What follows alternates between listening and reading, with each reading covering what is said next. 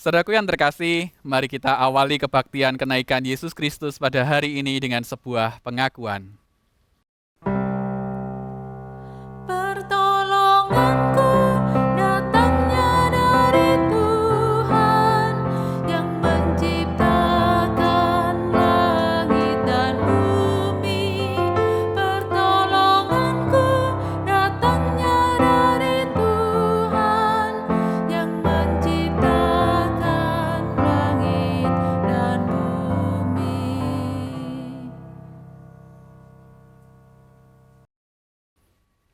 Tuhan beserta saudara.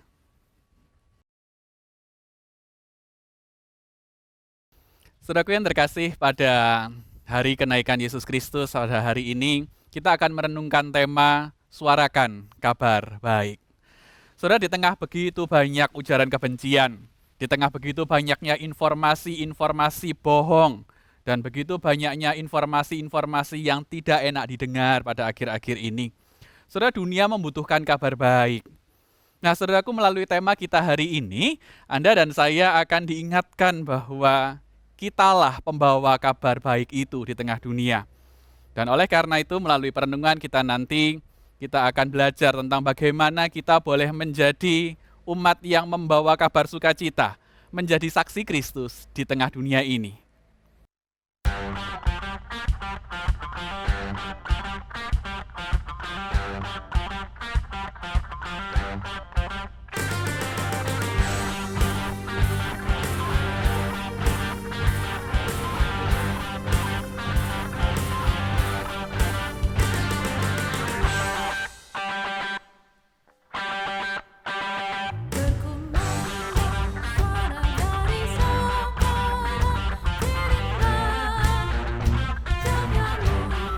banyak jiwa dalam dosa pokok. Kirimlah janganmu, kirimlah pelita Injil,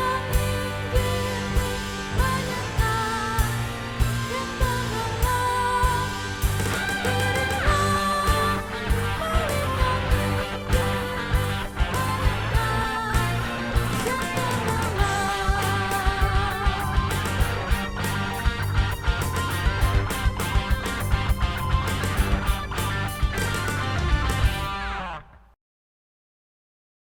Mari kita bersama-sama mengaku dosa di dalam doa.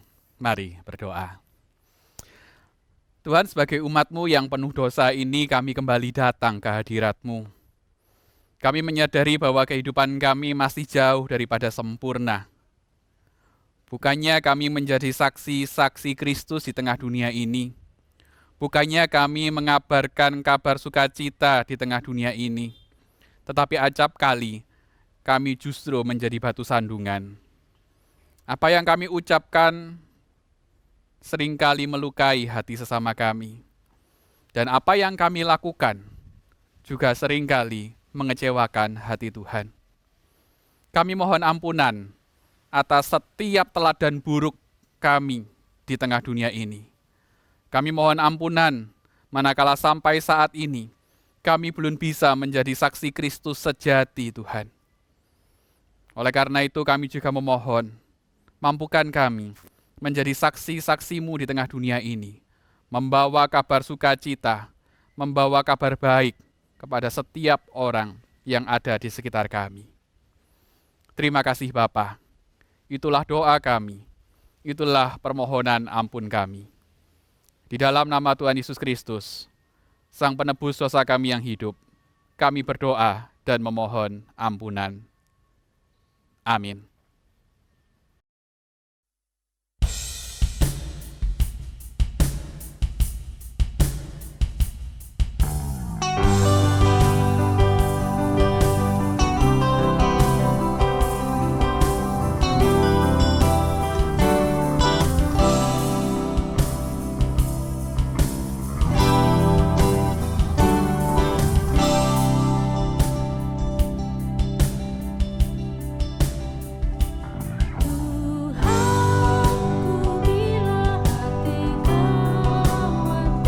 Tuhanku, bila hati kau mati dan luka oleh tingkah ujarmu, dan kehendakku jadi panduku,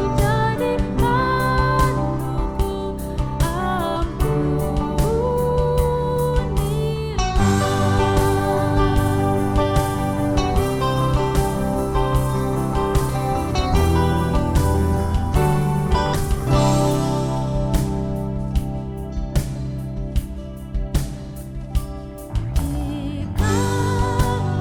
tuturku tak sempurna dan aku tolak orang berkesan, pikiran dan tuturku bercela,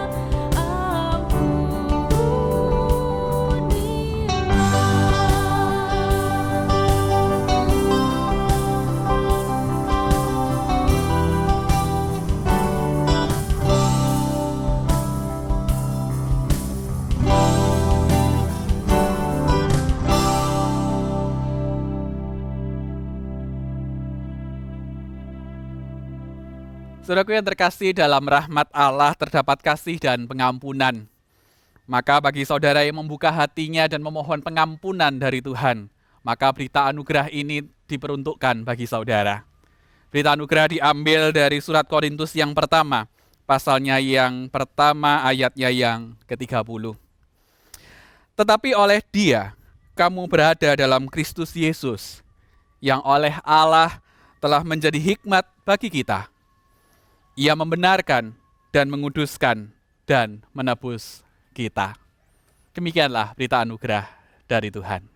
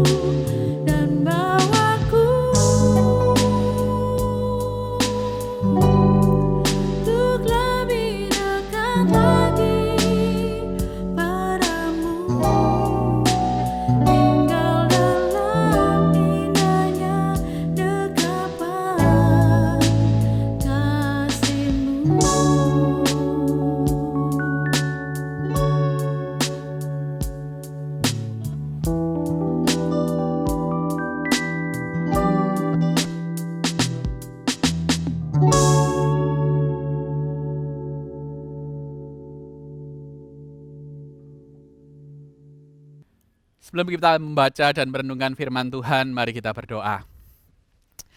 Tuhan, biarlah ketika sebentar kami akan merenungkan firman-Mu, biarlah hikmat-Mu yang memandu kami. Mampukan kami untuk memaknai kembali kenaikan-Mu ke surga.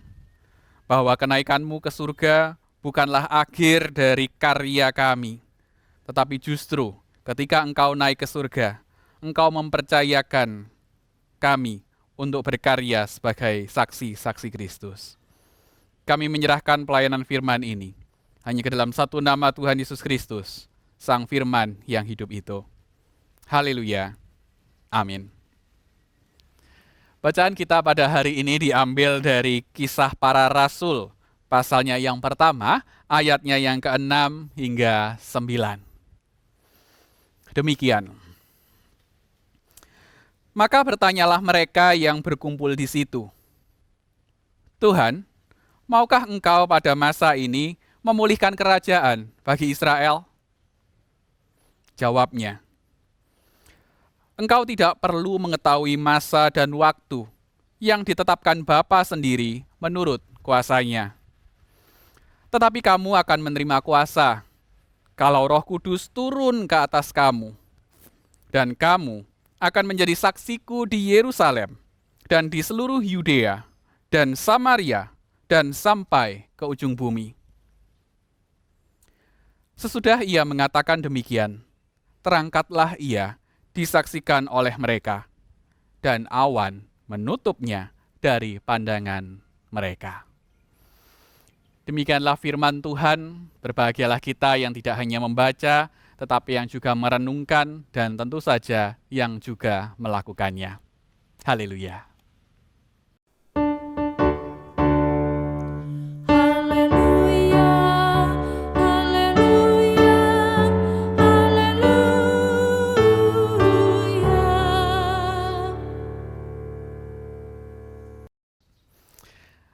Saudara, kita pasti pernah mendengar yang namanya pesan terakhir. Pesan terakhir biasanya disampaikan seseorang sebelum dia pergi. Entah dia harus pergi lama ke kota yang lain, atau bahkan mungkin sebelum ia meninggal. Nah, saudara yang terkasih, bacaan kita hari ini merekam tentang pesan terakhir Yesus sebelum ia naik ke surga. Dan saudara, seperti halnya pesan terakhir pada umumnya, biasanya memang pesan terakhir memiliki makna penting yang harus dipahami oleh yang mendengarnya pada saat itu. Apa pesan terakhir Kristus sebelum dia naik ke surga? Saudara, itu direkam dalam bacaan kita hari ini, khususnya di ayat 7 hingga 8. Saudara, yang pertama, pesan terakhir Kristus adalah jawaban dari pertanyaan para murid. Yesus menjawab, engkau tidak perlu mengetahui masa dan waktu yang ditetapkan Bapa sendiri menurut kuasanya. Saudara, pesan terakhir yang pertama ini menarik. Kalau kita sederhanakan kalimat ini, lugasnya adalah kamu nggak perlu tahu. Saudara, emang apa yang ditanyakan para murid? Sehingga Yesus menjawab seakan-akan kamu nggak perlu tahu. Saudara, di ayat 6, para murid bertanya, dan ini juga menjadi pertanyaan terakhir para murid kepada Yesus sebelum dia naik ke surga. Tuhan, maukah engkau pada masa ini memulihkan kerajaan bagi Israel? Saudara, ini adalah sebuah pertanyaan sekaligus pengharapan. Nampaknya para murid masih berharap Yesus turun tangan untuk membawa Israel kembali pada masa jayanya. Tentu pertama-tama dengan membebaskan orang Israel dari penjajahan Romawi. Saudara, menarik, Yesus menjawab, kamu tidak perlu tahu. Kamu tidak perlu mengetahui masa dan waktu yang ditetapkan Bapa sendiri menurut kuasanya. Dan saudara, ini sesuatu jawaban yang menurut saya memang nggak memuaskan. Bukankah sebetulnya pertanyaan para murid gampang, saudara? Kan Yesus tinggal menjawab mau atau tidak. Karena jawaban mau atau tidak itu akan memberikan kepastian bagi sang penanya. Kan para murid hanya bertanya, Tuhan, maukah engkau pada masa ini memulihkan kerajaan bagi Israel? Alih-alih menjawab mau atau tidak, Yesus malah menjawab, engkau tidak perlu tahu. Saudara, melalui perbincangan ini, jelas sekali bahwa Yesus mencoba menggeser fokus para murid saat itu.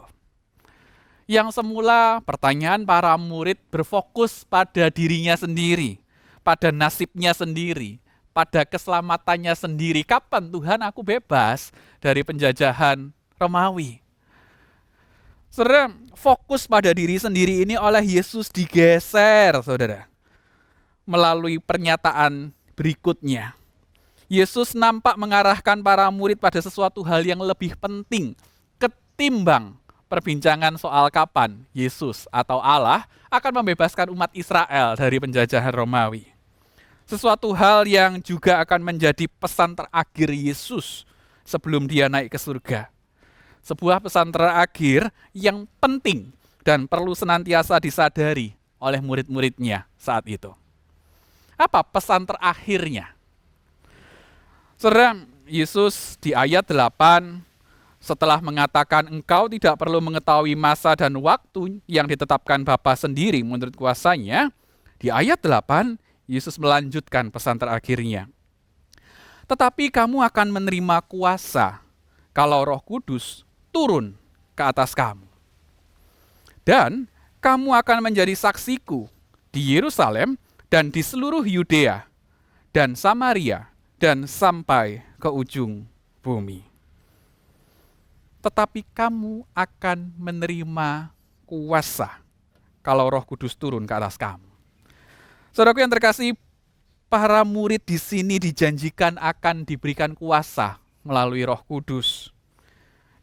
Saudara, perlu kita tahu kata kuasa yang dipakai di sini berasal dari kata Yunani dunamis, saudara. Kalau dalam bahasa Indonesia, kata Yunani dunamis ini diserap sehingga menjadi kata dalam bahasa Indonesia dinamo atau dinamit.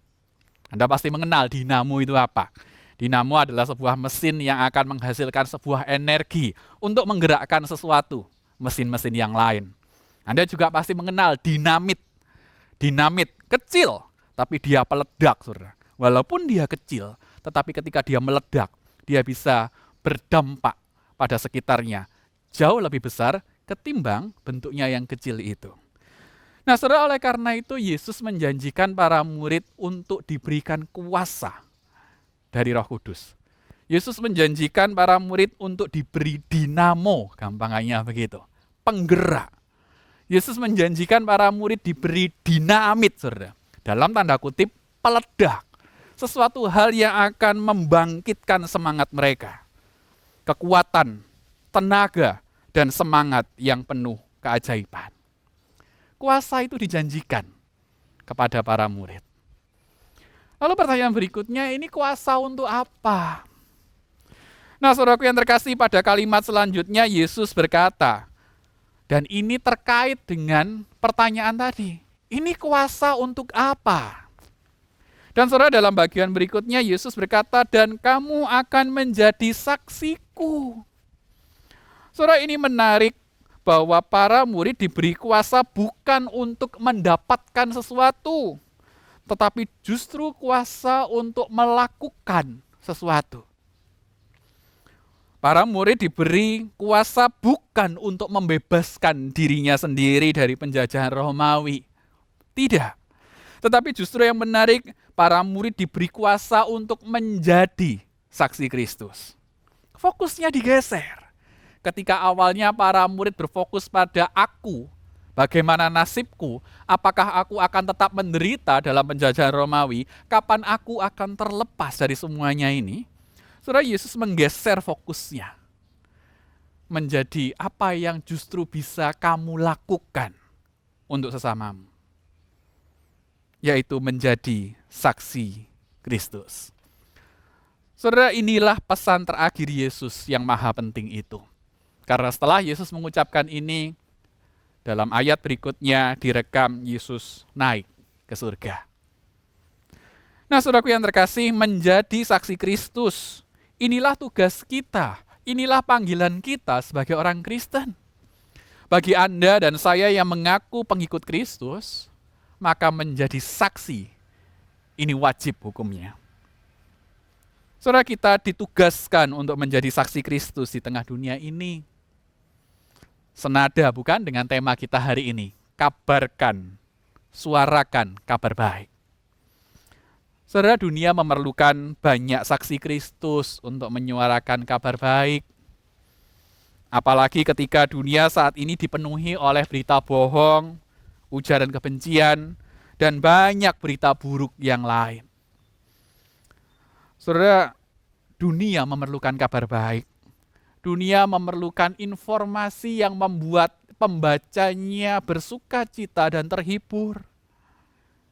Bukan membutuhkan informasi yang membuat para pembaca atau pendengarnya justru sakit hati dan bahkan merasa terpukul. Tetapi kalau kita bilang menjadi saksi Kristus, pasti yang terbayang dalam benak kita, ini kan tugasnya pendeta. Ini kan tugasnya penginjil. Saya kan bukan pendeta, saya kan tidak sekolah teologi. Saudara, pandangan itu nggak tepat. Menjadi saksi Kristus adalah tugas semua orang percaya.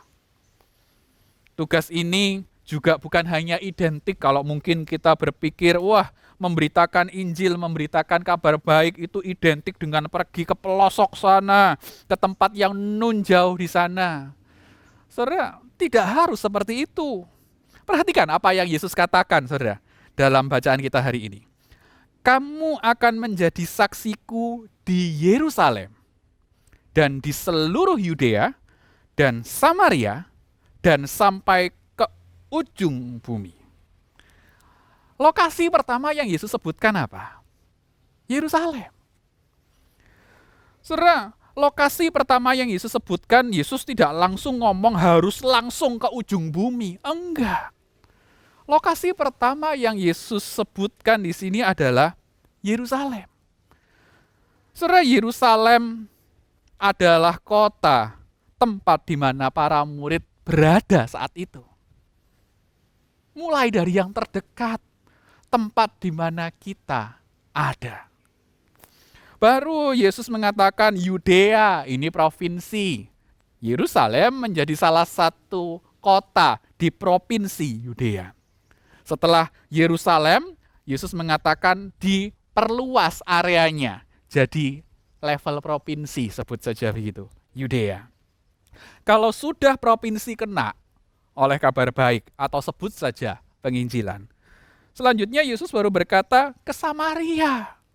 Baru keluar kota agak jauh.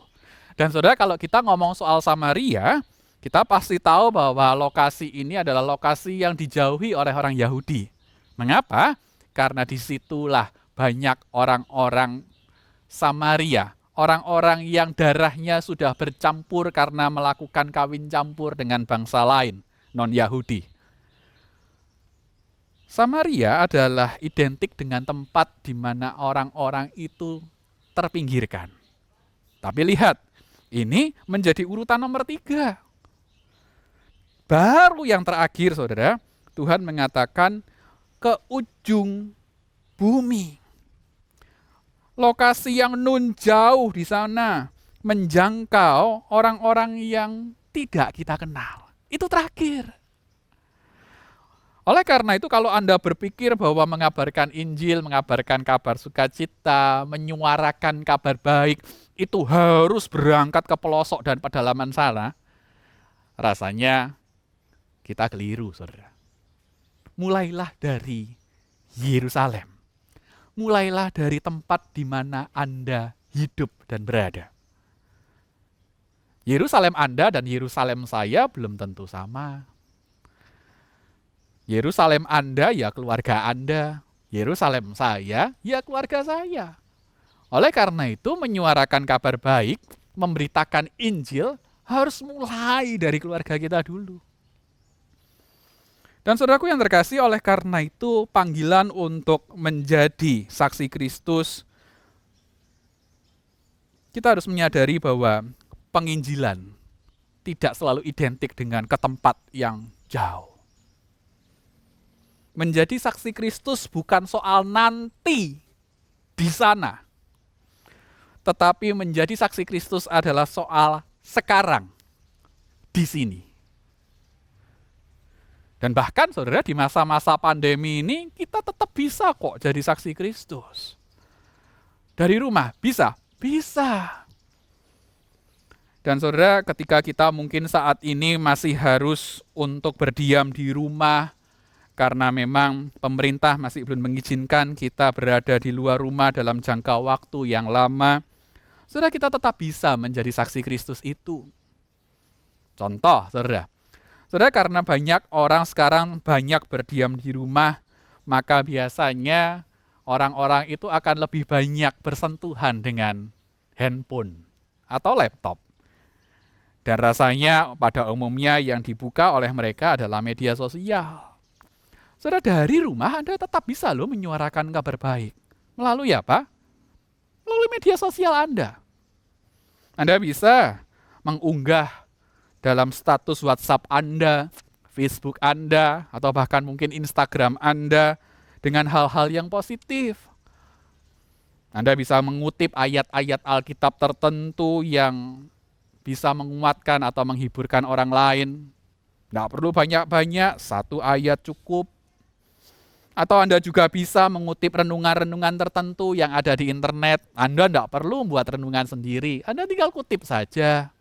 Anda bisa lakukan itu dengan rutin. Bisa juga dengan Anda membantu gereja membagikan info-info kegiatan gerejawi. Dengan begitu, saudara, Anda juga turut berperan serta untuk menyebarluaskan kabar baik yang terdapat dalam kegiatan-kegiatan gerejawi tertentu. Lihat, cukup mudah bukan untuk menjadi saksi Kristus, bermodalkan handphone dan jempol Anda. Tetapi ada satu hal yang ingin saya sampaikan. Ketika mungkin saudara sudah terbiasa untuk mengutip ayat-ayat Alkitab tertentu, harus agak berhati-hati.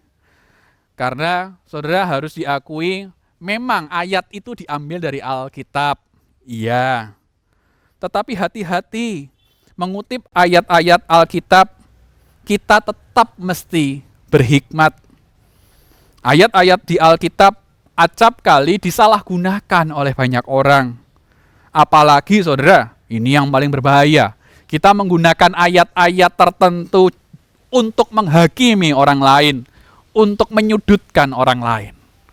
Saudara, kalau itu yang terjadi, walaupun judulnya yang Anda kutip itu ayat Alkitab, tetapi ketika ayat Alkitab itu Anda pakai untuk menghakimi orang lain, untuk mendiskreditkan kelompok tertentu, maka itu bukan kabar baik, saudara.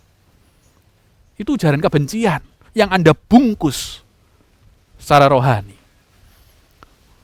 Hati-hati ketika Anda mengutip Alkitab.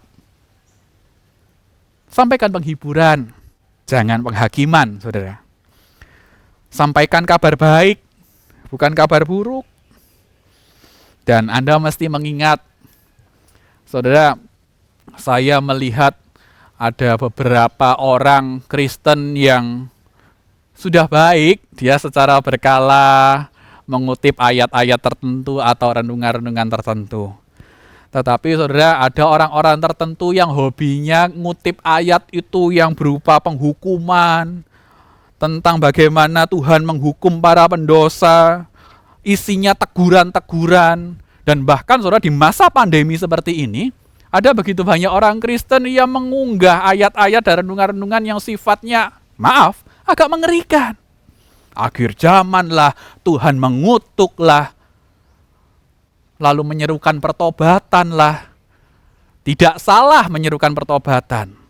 Tetapi bukankah agak menyedihkan ketika Anda menyerukan pertobatan dengan cara menakut-nakuti banyak orang? Saudara, tentu ini bukan sesuatu hal yang bijak. Lihat juga sikon, bijaksanalah dalam menyuarakan sesuatu. Itu yang pertama. Bisa Anda pakai Alkitab, renungan-renungan yang ada di internet, bisa kok jadi saksi Kristus. Yang kedua, saudara, ini yang juga penting. Saudaraku, saya juga seringkali melihat banyak orang Kristen memakai media sosial untuk marah-marah, menasehati orang, menegur seseorang. Memang sih dia tidak nulis namanya. Tetapi saudara, ayolah. Ketika Anda memakai media sosial untuk marah-marah, untuk menyindir orang-orang tertentu, apalagi target yang Anda tuju itu sebetulnya adalah orang terdekat Anda. Saudara, bukankah ini menyedihkan? Anda bisa bayangkan ketika seorang anak marah pada orang tuanya, tinggal serumah, bukannya ngomong langsung, "Pah, mah, aku kecewa padamu, aku marah." Tetapi justru mereka memilih memakai media sosialnya untuk menyindir-nyindir orang tuanya, bahkan untuk menjelek-jelekkan orang tuanya. Anda bisa bayangkan ketika suami istri bertengkar. Lumrah kok suami istri bertengkar. Suami istri beda pendapat itu biasa. Yang nggak biasa adalah ketika salah satunya mengunggah kemarahan dan kejengkelannya itu di media sosial. Padahal, saudara, itu suaminya sendiri. Itu istrinya sendiri. Dan saudara, menurut Anda ketika ada unggahan-unggahan semacam itu, apa kata orang yang membacanya? Saudara, percayalah, pada umumnya itu tidak akan berdampak baik pada yang mengunggah.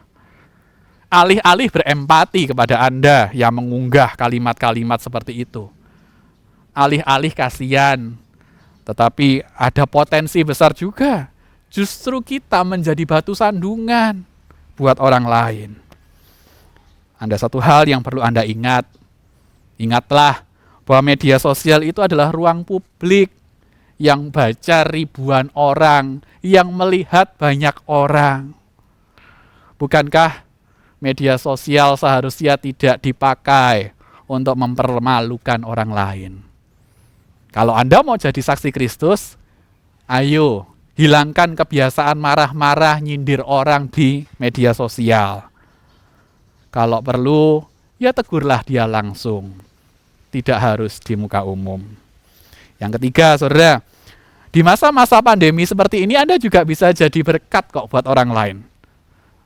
Dengan cara Anda bisa mengunggah jualan atau dagangan dari teman-teman Anda yang karena masa pandemi ini mereka dalam tanda kutip terpaksa, yang semula tidak pernah jualan ngantor, tapi karena satu dan lain hal mereka dirumahkan.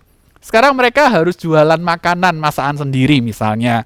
Mereka harus jualan kue untuk bisa bertahan hidup. Anda tidak harus membelinya. Tidak harus. Kalau mau beli baik. Tapi Anda tidak harus membelinya. Anda bisa turut mempromosikan produk-produk teman Anda.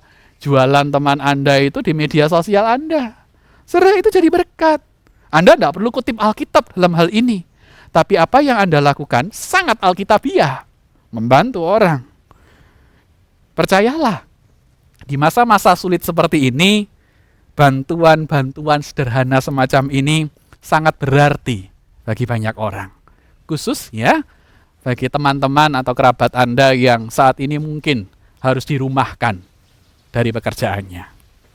Dan yang terakhir, saudara, beberapa waktu yang lalu ada seorang simpatisan yang telepon ke saya. Nampaknya dia tahu bahwa GKI Denpasar punya program atau kegiatan berbagi sembako kepada masyarakat yang membutuhkan. Dan saudara, yang menarik, simpatisan ini bertanya, "Pak, saya mau nyumbang untuk gerakan kemanusiaannya GKI." Tentu sebagai pendeta saya langsung senang, saudara. Mau nyumbang. Oh, dengan senang hati pasti diterima. Dan saudara, yang menarik, jemaat ini bertanya, "Pak, tapi saya nyumbangnya cuma bisa beras 1 kilo dan telur 10 butir. Mau?" Saudara, saya jawab, mau. Tidak masalah. Mau beras 1 kilo, mau telur 1 butir pun tidak masalah. Dan saudara, bayangkan, lewat telur 1 butir, lewat 1 kilo beras, atau mungkin segenggam beras, Anda sudah bisa menyuarakan kabar baik itu kepada orang di luar sana. Sederhana bukan? Untuk menjadi saksi Kristus. Nah saudara, oleh karena itu melalui perenungan hari ini, mari saudara, kita bersama-sama boleh menjadi saksi Kristus, menyuarakan kabar baik ke banyak orang.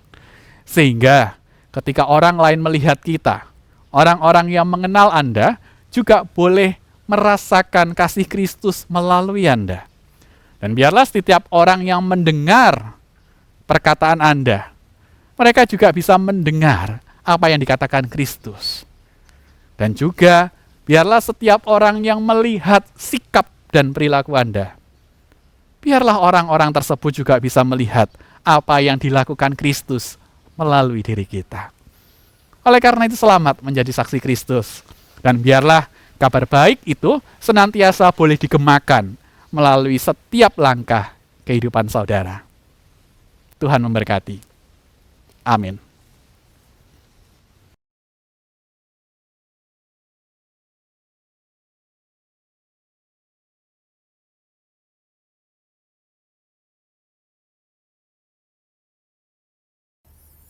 Marilah bersama dengan umat Allah di masa lalu, masa kini, dan masa depan, mengingat pengakuan iman kita menurut pengakuan iman rasuli. Aku percaya kepada Allah, Bapa yang Maha Kuasa, Khalik langit dan bumi, dan kepada Yesus Kristus, anaknya yang tunggal Tuhan kita, yang dikandung daripada Roh Kudus, lahir dari anak darah Maria, yang menderita sengsara di bawah pemerintahan Pontius Pilatus, disalibkan, mati, dan dikuburkan, turun ke dalam kerajaan maut. Pada hari yang ketiga, bangkit pula dari antara orang mati, naik ke surga, duduk di sebelah kanan Allah, Bapa yang Maha Kuasa, dan akan datang dari sana untuk menghakimi orang yang hidup dan mati. Aku percaya kepada Roh Kudus, gereja yang kudus dan persekutuan orang kudus, pengampunan dosa, kebangkitan orang mati, dan hidup yang kekal. Jemaat, marilah kita berdoa.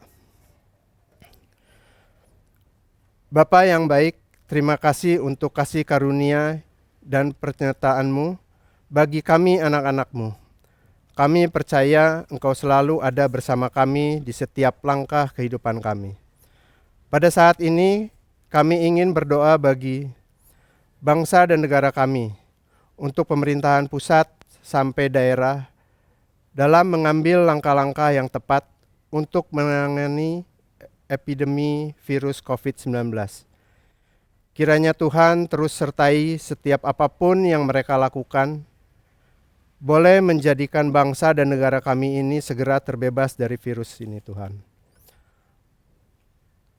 Dan untuk tim medis, para gugus tugas dan relawan yang terus melayani dan menangani pandemi ini, kiranya Tuhan topang mereka dalam menjalankan tugas dan beri mereka semua kesehatan agar terhindar dari virus ini ataupun penyakit lainnya. Untuk tiap ODP, PDP, dan yang positif yang sedang dalam perawatan agar segera Engkau pulihkan. Untuk kebutuhan-kebutuhan APD dan seluruh kelengkapan medis yang diperlukan oleh rumah sakit. Untuk ilmuwan dan para peneliti yang sedang menyelidiki dan berupaya menciptakan obat dan vaksin antivirus untuk penangkal COVID-19. Agar mereka Tuhan jaga dan segala usaha boleh membuahkan hasil yang terbaik. Untuk gereja-gereja agar terlibat dalam mengambil bagian penanganan COVID-19. Mampukan kiranya Tuhan, kami anak-anak-Mu di tengah pergumulan kami sebagai gereja bisa menjadi perpanjangan tangan-Mu bagi sesama kami. Untuk dampak dari COVID-19, perekonomian global yang melemah, banyak tenaga kerja yang terdampak dan kehilangan pekerjaan, kehilangan penghasilan. Kami percaya Engkau melihat kesulitan-kesulitan yang terjadi. Kiranya Tuhan terus beracara, serta memampukan kami untuk setiap orang yang mengalaminya segera mendapat melewati masa-masa ini dengan iman percaya kami bahwa untuk segala sesuatu ada waktunya. Dan Engkau tidak pernah meninggalkan kami anak-anak-Mu yang percaya kepadamu. Untuk jemaat yang sedang sakit dan masih dalam proses pemulihan, biarlah Engkau terus menyertai mereka dan menyembuhkan mereka. Tuhan, kami bawa juga untuk rencana relokasi gereja. Yang paling mengerti Engkau Tuhan apa yang kami butuhkan dan perlukan. Kiranya Tuhan saja yang akan cukupkan melalui segala daya upaya yang dilakukan baik oleh tim relokasi dan seluruh jemaat GKI Denpasar. Inilah doa syafaat kami. Biarlah kehendak-Mu saja yang jadi di dalam kehidupan kami. Di dalam nama Tuhan Yesus yang pernah mengajar kami berdoa. Bapa kami yang di sorga, dikuduskanlah nama-Mu, datanglah kerajaan-Mu, jadilah kehendak-Mu di bumi seperti di sorga. Berikanlah kami pada hari ini makanan kami yang secukupnya, dan ampunilah kami akan kesalahan kami, seperti kami juga mengampuni orang yang bersalah kepada kami, dan janganlah membawa kami ke dalam pencobaan, tetapi lepaskanlah kami daripada yang jahat, karena Engkaulah yang mempunyai kerajaan dan kuasa dan kemuliaan sampai selama-lamanya. Amin.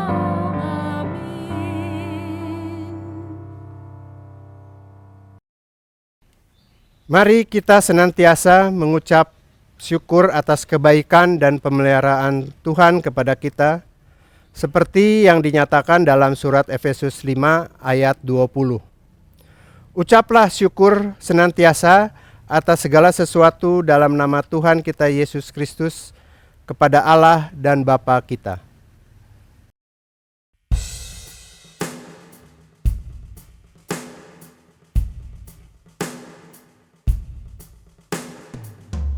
Kejaplah dan lihatlah betapa baiknya Tuhan itu.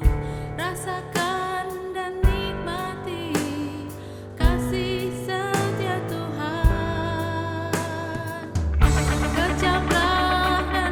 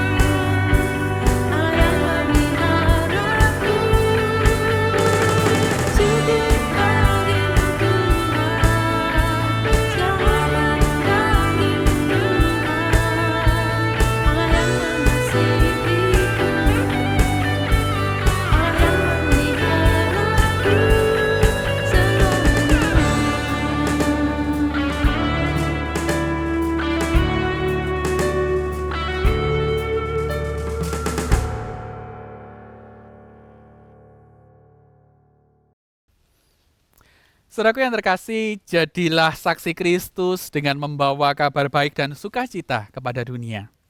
Nyatakan kasih Yesus dalam kehidupanmu demi kondisi dunia yang lebih baik.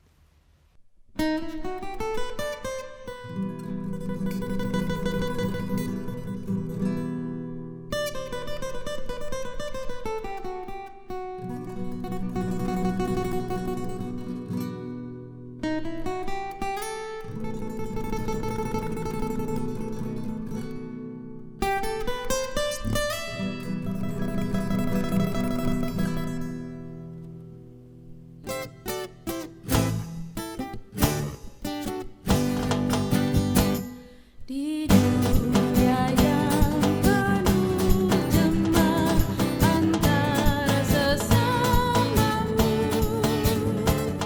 hiduplah saleh dan benar, nyatakan Yesus dalammu,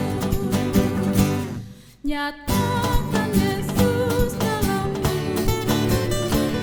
nyatakan Yesus dalammu.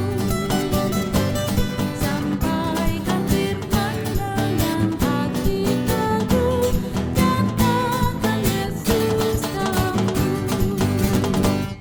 Hidupku tetap terbuka, dibaca sesamamu.